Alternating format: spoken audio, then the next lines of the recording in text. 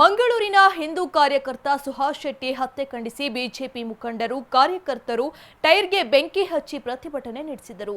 ನಗರದ ವಿದ್ಯಾರ್ಥಿ ಭವನ ವೃತ್ತದಲ್ಲಿ ಜಿಲ್ಲಾ ಬಿಜೆಪಿ ವತಿಯಿಂದ ಸುಹಾಸ್ ಶೆಟ್ಟಿ ಹತ್ಯೆ ಖಂಡಿಸಿ ರಾಜ್ಯ ಕಾಂಗ್ರೆಸ್ ಸರ್ಕಾರ ಮತ್ತು ಸುಹಾಸ್ ಶೆಟ್ಟಿ ಹಂತಕರ ವಿರುದ್ಧ ಧಿಕ್ಕಾರವನ್ನ ಕೂಗಿ ಆಕ್ರೋಶವನ್ನ ವ್ಯಕ್ತಪಡಿಸಿದರು. ಈ ವೇಳೆ ಬಿಜೆಪಿ ಜಿಲ್ಲಾಧ್ಯಕ್ಷ ರಾಜಶೇಖರ್ ನಾಗಪ್ಪ ಮಾತನಾಡಿ, ಪಹಲ್ಗಾಮ್ನಲ್ಲಿ ಉಗ್ರರ ದಾಳಿ ನಡೆದಾಗ ಗುಪ್ತಚರ ಇಲಾಖೆಯ ವೈಫಲ್ಯ ಎಂದಿದ್ದ ಮುಖ್ಯಮಂತ್ರಿ ಸಿದ್ದರಾಮಯ್ಯ ಮಂಗಳೂರಿನಲ್ಲಿ ಗುಪ್ತಚರ ಇಲಾಖೆಯನ್ನ ಸರಿಯಾಗಿ ಕೆಲಸ ಮಾಡಿಸಲು ಆಗಿಲ್ಲ. ರಾಜ್ಯ ಸರ್ಕಾರ ಮತ್ತು ಗುಪ್ತಚರ ಇಲಾಖೆಯ ವೈಫಲ್ಯದಿಂದ ಸುಹಾಸ್ ಶೆಟ್ಟಿ ಹತ್ಯೆ ನಡೆದಿದೆ ಎಂದರು. ರಾಜ್ಯದಲ್ಲಿ ಕಾಂಗ್ರೆಸ್ ಸರ್ಕಾರ ಅಧಿಕಾರಕ್ಕೆ ಬಂದಾಗ ಗೂಂಡಗಳ ಕೇಸ್ಗಳನ್ನು ವಾಪಸ್ ಪಡೆದ ಪರಿಣಾಮ ಇಂದು ಜಿಹಾದಿಗಳು ಸುಹಾಸ್ ಶೆಟ್ಟಿ ಹತ್ಯೆ ಮಾಡಿದ್ದಾರೆ. ರಾಜ್ಯದಲ್ಲಿ ಹಿಂದೂಗಳು ಬದುಕುವುದು ಕಷ್ಟವಾಗಿದ್ದು ಗೂಂಡಗಳು ನಡು ರಸ್ತೆಯಲ್ಲಿ ಹಿಂದೂ ಕಾರ್ಯಕರ್ತರನ್ನ ಹತ್ಯೆ ಮಾಡುತ್ತಿದ್ದು ಅಲ್ಲಿರುವ ಕೆಲ ಗೂಂಡಗಳು ಹತ್ಯೆ ಮಾಡಿದ ಆರೋಪಿಗಳು ಪರಾರಿಯಾಗಲು ಸಹಾಯ ಮಾಡಿದ್ದಾರೆ ಎಂದರು. ಪ್ರತಿಭಟನೆಯಲ್ಲಿ ಮಾಜಿ ಶಾಸಕ ಬಸವರಾಜ ನಾಯ್ಕ್, ಲೋಕಿಕೆರೆ ನಾಗರಾಜ್, ಮಾಜಿ ಮೇಯರ್ ಬಿಜಿ ಅಜಯ್ ಕುಮಾರ್, ಪಾಲಿಕೆ ಮಾಜಿ ವಿರೋಧ ಪಕ್ಷದ ನಾಯಕ ಶಿವಪ್ರಕಾಶ್, ಧನುಷ್, ಎಚ್ಎನ್ ಹಾಲೇಶ್ ಸೇರಿದಂತೆ ಇತರರಿದ್ದರು. ಹಿಂದೂಗಳನ್ನು ಕೊಲೆ ಮಾಡುತ್ತಿರುವ ಜಿಹಾದಿಗಳಿಗೆ ಹಿಂದೂಗಳನ್ನು ಕೊಲೆ ಮಾಡುವವರಿಗೆ ಕುಮ್ಮಕ್ಕು ಕೊಡುತ್ತಿರುವ ರಾಜ್ಯ ಸರ್ಕಾರಕ್ಕೆ ಹಿಂದೂ ವಿರೋಧಿ ರಾಜ್ಯ ಸರ್ಕಾರಕ್ಕೆ. ಮಂಗಳೂರಲ್ಲಿ ನಮ್ಮ ಸಹೋದರ ಹಿಂದೂ ಕಾರ್ಯಕರ್ತ ಸುಹಾಸ್ ಶೆಟ್ಟಿಯನ್ನು ಹತ್ಯೆ ಮಾಡಿದರು. ಅದನ್ನು ಖಂಡಿಸಿ ನಾವು ಇವತ್ತು ಪ್ರೊಟೆಸ್ಟ್ ಮಾಡ್ತಾ ಇದ್ದೀವಿ. ರಾಜ್ಯ ಸರ್ಕಾರ ಏನು ಕತ್ತೆ ಕಾಯ್ತಿತ್ತ? ಯಾಕೆ ಇವ್ರ ಹತ್ರ ಗುಪ್ತಚರ ಇಲಾಖೆ ಇರಲಿಲ್ವಾ? ಮೊನ್ನೆ ಪುಲ್ವಾಮಾ ಘಟನೆಯಲ್ಲಿ ನಮ್ಮ ರಾಜ್ಯದ ಮುಖ್ಯಮಂತ್ರಿಗಳು ಗುಪ್ತಚರ ಇಲಾಖೆಯ ವೈಫಲ್ಯ ಅಂತ ಹೇಳಿದರು. ಒಂದು ರಾಜ್ಯ ಸರ್ಕಾರ ಒಂದು ಮಂಗಳೂರಿನಲ್ಲಿ ಗುಪ್ತಚರ ಇಲಾಖೆಯ ಕೆಲಸವನ್ನು ಸರಿಯಾಗಿ ಮಾಡಿಸ್ಲಿಕ್ಕಾಗದೇ ಇರೋಂಥ ಸರ್ಕಾರ ದೇಶದ ಬಗ್ಗೆ ಪ್ರಶ್ನೆ ಮಾಡುತ್ತೆ.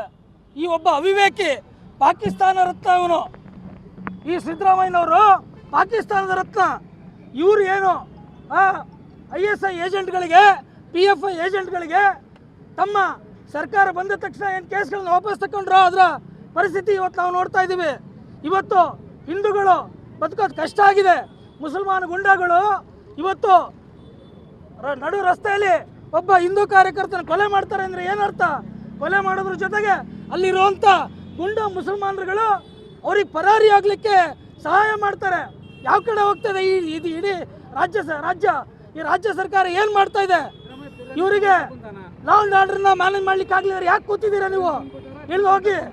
ಈಗ ಮುಂದುವರೆದಿದ್ದಾದರೆ ಮುಂದಿನ ದಿನಗಳಲ್ಲಿ ಈ ರಾಜ್ಯದಲ್ಲಿ ಇಡೀ ರಾಜ್ಯ ದಳ್ಳೂರಿಗೆ, ಕೋಮು ದಳ್ಳೂರಿಗೆ ಇಳಿಯೋದ್ರಲ್ಲಿ ಎರಡು ಮಾತಿಲ್ಲ.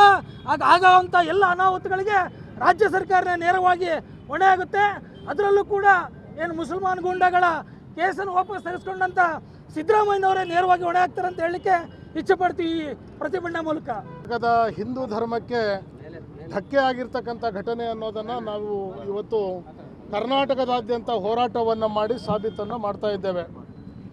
ಸನ್ಮಾನ್ಯ ಮುಖ್ಯಮಂತ್ರಿಗಳು, ಸನ್ಮಾನ್ಯ ಹೋಮ್ ಮಿನಿಸ್ಟರ್ಗಳು ಒಂದು ಮಾತನ್ನು ಹೇಳ್ತಾರೆ, ಇದರ ಬಗ್ಗೆ ನಾವು ತನಿಖೆಯನ್ನು ಮಾಡ್ತೇವೆ ಅಂತಕ್ಕಂಥ ಹಾರಿಕೆ ಉತ್ತರವನ್ನು ಹೇಳ್ತಿದ್ರೆ, ಕರ್ನಾಟಕ ರಾಜ್ಯದಲ್ಲಿ ಹಿಂದೂಗಳಿಗೆ ರಕ್ಷಣೆ ಕೊಡದೇ ಇರತಕ್ಕಂಥ ಕರ್ನಾಟಕ ರಾಜ್ಯದ ಹೇಡಿತನದ ಸರ್ಕಾರ ಕರ್ನಾಟಕಕ್ಕೆ ಬೇಕಾ ಅಂತಕ್ಕಂಥದ್ದನ್ನು ನಾವು ಇವತ್ತು ಪ್ರಶ್ನೆ ಕೇಳಲಿಕ್ಕೆ ನಿಂತಿದ್ದೇವೆ.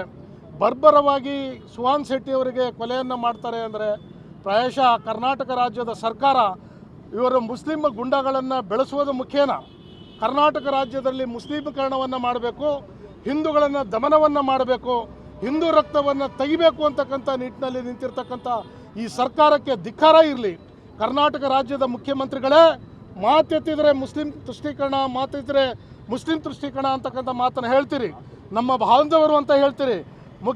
ಉಪಮುಖ್ಯಮಂತ್ರಿಗಳೇ ನನ್ನ ಅಣ್ಣ ತಮ್ಮಂದಿರು ಅಂತ ಹೇಳ್ತಾ ಇದ್ದೀರಿ. ಇವತ್ತು ರಕ್ತ ಚೆಲ್ಲಿದೆ, ಸುಹಾಸ್ ಶೆಟ್ಟಿಯವರ ರಕ್ತ ಚೆಲ್ಲಿದೆ. ನಿಮ್ಮ ರಕ್ತ ಚೆಲ್ಲುವ ದಿನ ಬಹಳ ದಿನಗಳು ಇಲ್ಲ. ಈ ರಾಜ್ಯದಲ್ಲಿ ಹಿಂದೂಗಳಿಗೆ ರಕ್ಷಣೆ ಇಲ್ಲ. ನಿಮ್ಮಂಥ ಹೇಡಿ ರಾಜಕಾರಣಿಗಳಿಗೆ ಧಿಕ್ಕಾರವಿರಲಿ ಅಂತ ಹೇಳಿ ಈ ಮೂಲಕ ಹೇಳ್ತಾ ಇದ್ದೇನೆ.